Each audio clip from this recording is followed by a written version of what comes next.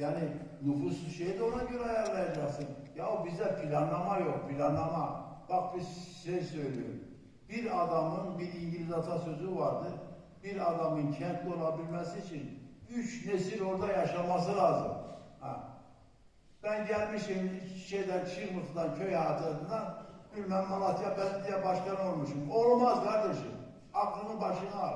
Sen şehir nedir bilmiyorsun. Arazi planlaması nedir bilmiyorsun. Şehrin ilerideki ihtiyaçlarının ne olduğunu bilmiyorsun. Ne işte yollar yapıyor, birkaç sene sonra geçersiz kalıyor, başka yerden yollar.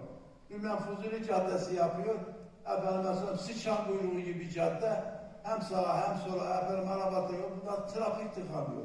Sen git mesela şeydeki Madrid'e bak, Paris'e bak, Washington'a bak, efendim mesela nereye bak, Rio de Janeiro'ya bak, Sao efendime söyle, adamlar nereye gittiyse aynen Paris modeli, Madrid modeli uygulamışlar şeye.